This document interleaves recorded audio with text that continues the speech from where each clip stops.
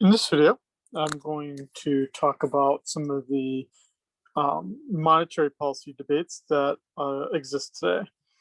Now, macroeconomics as opposed to microeconomics is much more um, subjective, uncertain, and that's because a great deal of the theory kind of depends on what your um, kind of take is on human behavior. Um, the ultimate goal of monetary policy is the same regardless of your belief. It's that the economy has a stable inflation rate, that there is strong but stable economic growth, and that there's low unemployment. Most of the challenges and differences emerge in monetary policies because there's either a different approach to achieving those things, or alternatively, there's a different view of how um, of how to kind of correct for a problem. Okay, so um, as the slide points out, the primary goal of all monetary policy theorists is about price stability. The general belief is that if you can achieve this, you're probably achieving the other things, meaning economic growth and low unemployment. If you have too high of inflation, there's probably no chance that you can be achieving the other things. Um, so this becomes sort of the necessary condition. Now, um, as I make this lecture in March 2021, um, a lot of the debate right now in the bond markets, if you look at it, is that the Federal Reserve has just announced a change in stance about the inflation rate. Now they're saying that they want a long run average inflation rate of 2%, which would mean that in the short run it could exceed 2%. That's actually a pretty big policy change, which before was strictly at 2%. And that's actually greatly affected the bond markets. So even something like that, just little changes in language can actually greatly affect the market. Most central banks, with the Federal Reserve as a central bank in the United States being one notable exception, some would say only recently it's adopted it, but inflation targeting, most central banks around the world do have an inflation target of a 2% rise in price, meaning that they will use monetary policy to achieve that. And so everyone knows that. Market participants are all aware of that. And so everyone knows you can't have inflation higher than 2%. Um, I would say maybe 2012, 2013. So maybe about 8 years ago, 9 years ago. Only then did the Federal Reserve start to commit to an inflation target. Um, the problem with these targets is that while it does give everyone a good deal of information about what's going to happen um, in the market, the problem that it creates is that you don't really know whether the if something else could happen that the Federal Reserve needs to intervene, but it can't intervene because of the stated inflation rate. Now, as a monitor, so what I'm about to say is more my own belief than anything else, but um, there's not a lot of central bank attention placed on employment. And that's just because almost all of the attention is devoted to the inflation rate.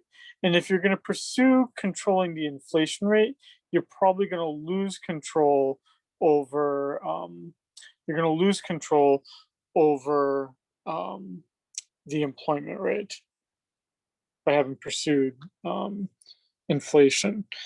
Now, generally, the belief among monetary policy individuals is that fiscal policy would be a more appropriate place where employment can be considered and pursued. And for the most part, um, most fiscal policy is more or less devoted to these frictional and structural. Monetary policy would really only have a role here with cyclical. Cyclical meaning it moves with the business cycle. Fiscal policy really would deal with these two aspects of natural unemployment, which is simply frictional plus structural unemployment.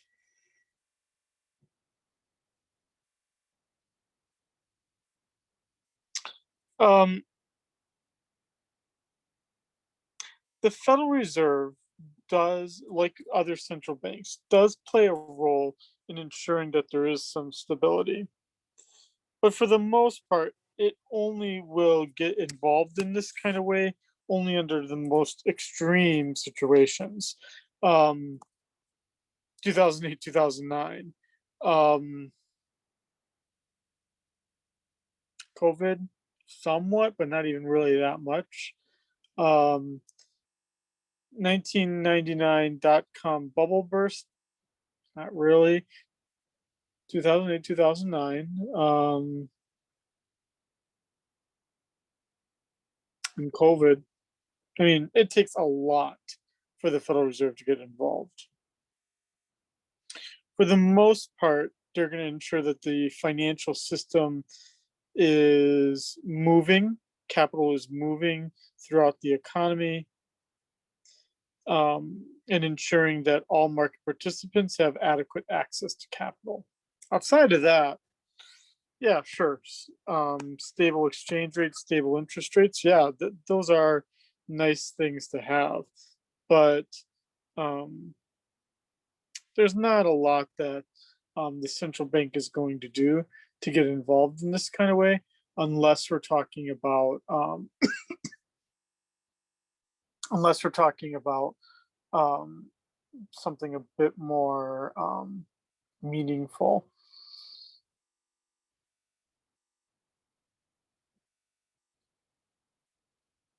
Then, when we look at um, when we look at the central bank and its independence, this is incredibly important. In fact, I would argue that if you don't have central bank independence, there's no point in having a central bank. Um, the the the central bank, as I talked about in a previous lecture, the central bank without independence then would be inclined to engage in expansionary monetary policy when a politician wants to get reelected, and if anything, would engage in contractionary monetary policy if for some reason the central bank chairperson didn't like the other person. That's a bad um it's a bad thing to have happen. I'm not really sure what you would um I'm not really sure what you would want to do to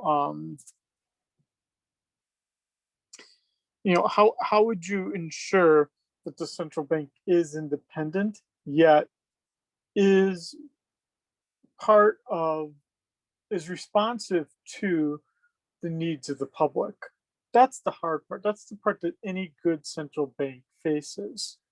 So here in the United States, we have a central bank that is independent largely of politicians. Yet, one thing that politicians always seem to complain about is that the Federal Reserve isn't doing what they want it to do.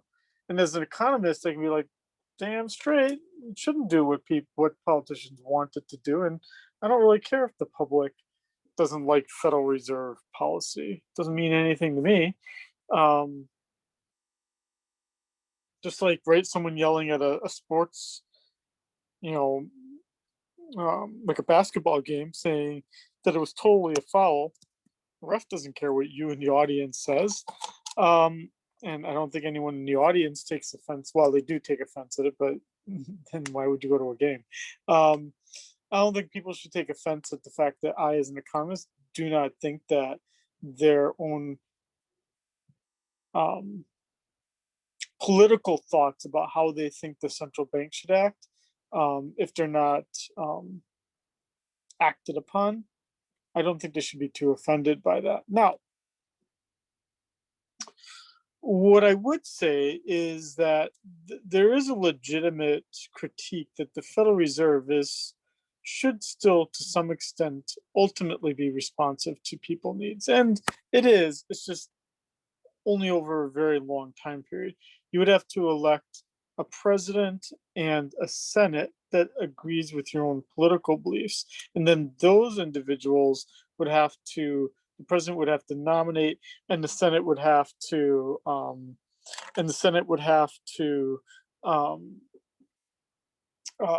ratify, or what do you say when nominate, pass the nomination. It would have to go through the Senate. The Senate would have to ratify that nomination.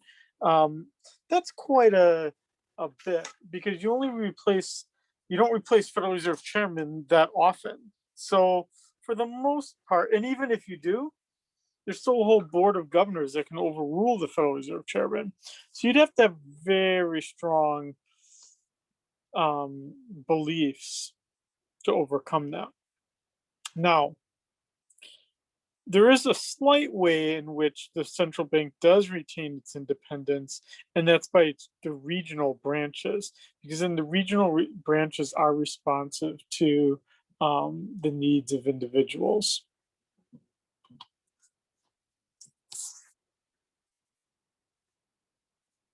Now, the monetary policy is not perfect by any means. Um, Probably um, the one thing we can kind of say about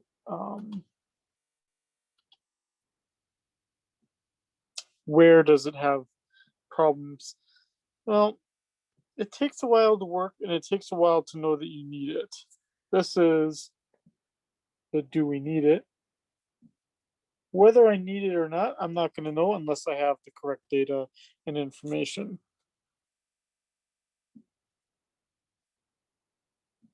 And this would be the leg of when I decide I need it, how long does it take for it to work?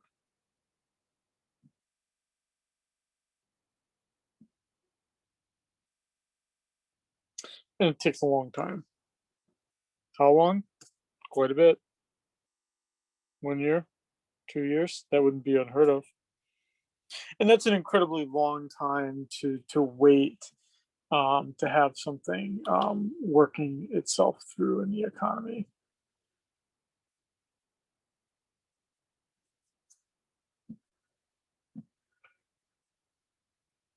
Now, one important thing, um, one important rule that emerges in the late 1970s, early 1980s is the Taylor rule. The Taylor rule comes from John Taylor of Stanford University. Um, he, the story goes is that he was a young economist, and he was working at the Federal Reserve, and he um, he basically was able to see that nominal interest rates, the nominal interest rates that are determined in the market, that these should change based on both on the inflation rate, output levels, and financial market conditions. And what it does is, even as far back as the late 1970s, early 1980s, it's assuming that there's a 2% rate target rate of inflation. And what it does is it looks for what the Taylor rule looks for is what's called an output gap. And so output gap, the way that that's calculated, is that it's looking at the difference between real GDP and the potential GDP. And if the target rate of inflation is 2%, then what we need to do is subtract that from the nominal rate to get the real rate. What the Taylor rule does for us is it allows us to basically judge the effectiveness of monetary policy. Are the central bank economists, are they following the data as they should? To the inflation rate they're using here isn't the CPI, it's actually the GDP deflator. That's the way that they're capturing the inflation rate. And what we basically see here is that every time the inflation rate, the targeted rate, rises by 1%, the nominal has to increase by more than 1%. And that's because you've got the 1% rate that just came from raising the target. But then you also have to have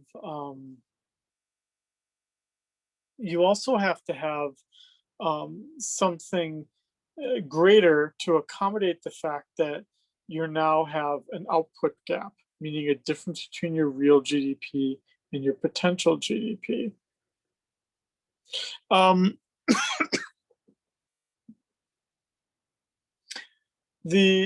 Let's see here. The best, I'm trying to think here. What's a good way to show you this?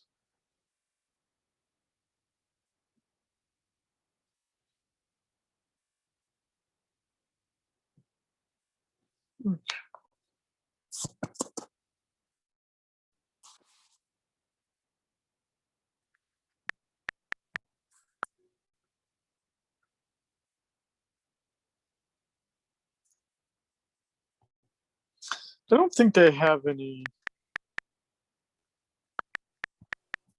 data specifically. Yeah, they have the SOM rule.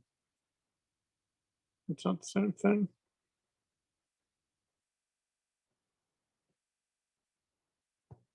Okay, I know what we'll look for instead.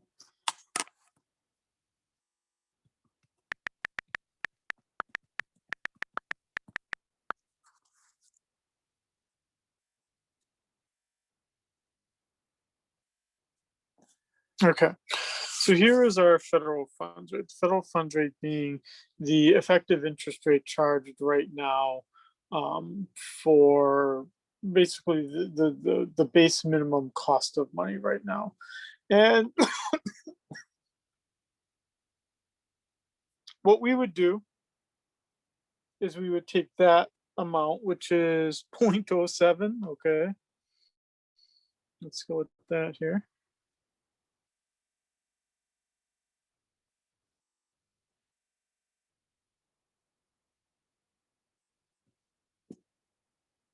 0.07 plus 2%. That's our inflation target.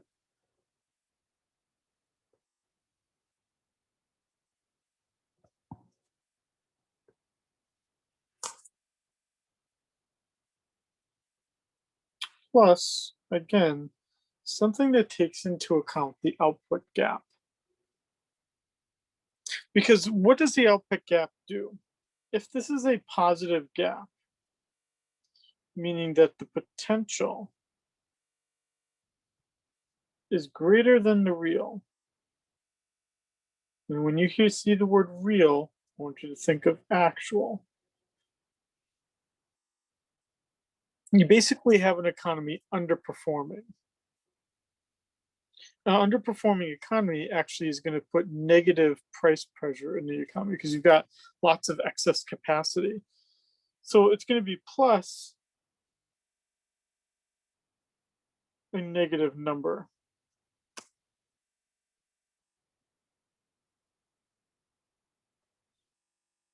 If the potential is less than the real, meaning that the actual economy is really, really, really pumping out, then this is going to be a positive number because you've now got like no excess capacity. And do you see how that then contributes an even greater amount then to what the interest rate is? But the interest rate is equal to the federal funds rate plus the inflation target plus the output gap. And that's what you see right here.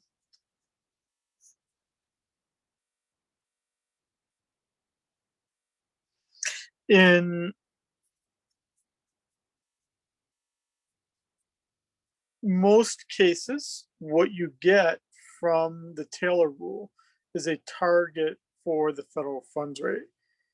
If the actual federal funds rate is different than the targeted federal funds rate, then the monetary authorities are not doing their job well. The central bank chairman who actually had the best record for closely following the federal funds rate and being very good as a Federal Reserve chairman as measured by this standard would be Alan Greenspan.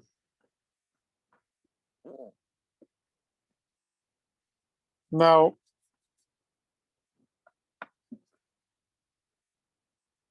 there is an alternative known as the Mankiw rule. I don't think it's used that much. All that it does, instead of using the GDP deflator for the general notion of prices, the Mankiw rule uses the CPI, core inflation, which doesn't adjust over that much over the last 12 months, and the unemployment rate. Subtracts the two as a difference. I don't really see it that much. It is an alternative, but I don't really see it that much.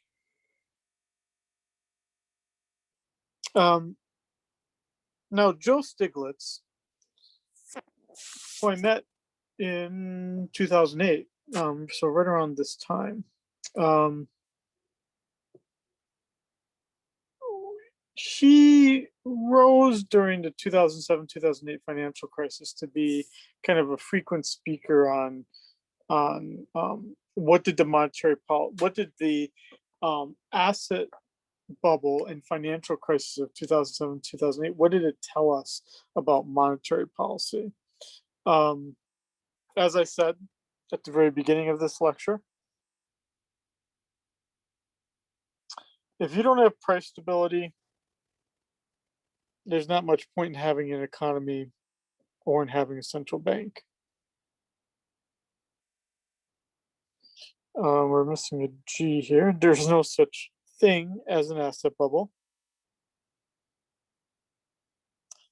By this, he means that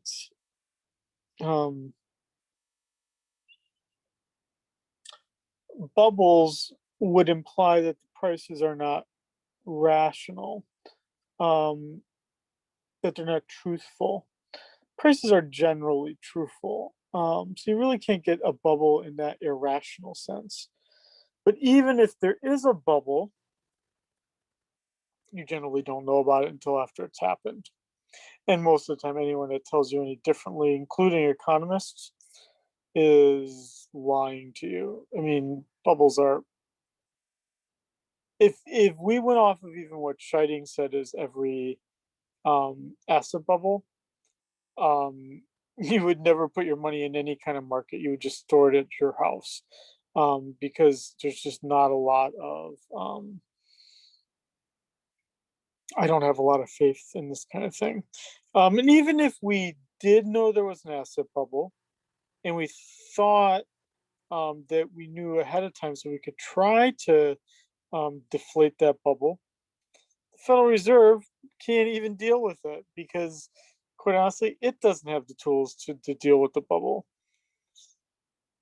And even if we did find some weird, strange tool that I don't even know of that could deal with the bubble, you still wouldn't want to do it because, well, as most economists believe, markets should still be the reigning thing that's out there that's determining um, that markets work in essence, and we shouldn't try to intervene in markets.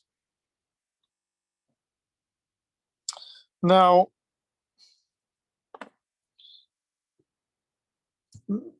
there's a whole discussion we could have of climate change. This is a little bit outside of my expertise.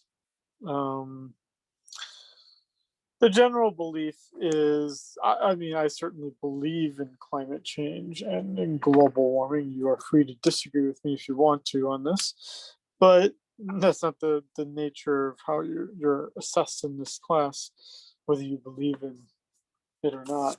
No, what the reason why climate change in some sense becomes important is because you can try to use marketable pollution permits. You can, for instance, that's entirely how Tesla makes most of its money, is because it makes all electric cars. It doesn't produce any cars that produce emissions, and it sells its emissions credits to General Motors and Toyota and others that produce mainly gas powered cars.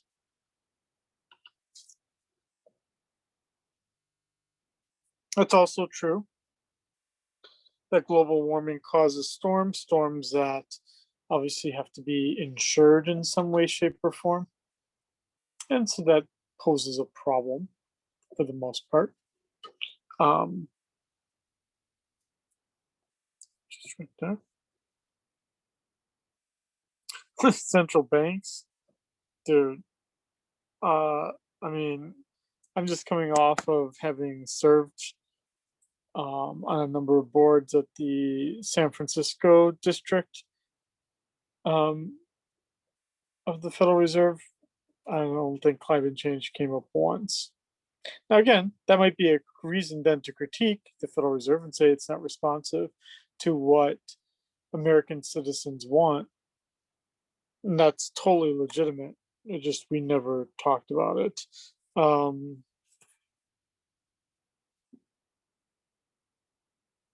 I mean, for the most part, the central banks are filled with economists, and for the most part, economists don't know very much about climate change. Okay, so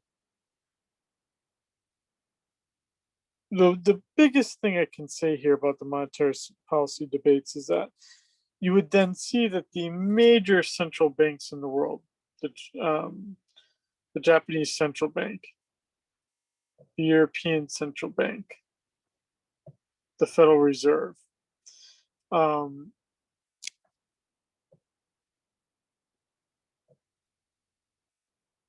the Bank of England, all of these central banks have slightly different approaches to monetary policy, but they all have a similar underlying structure, and that structure is what we talked about in this chapter.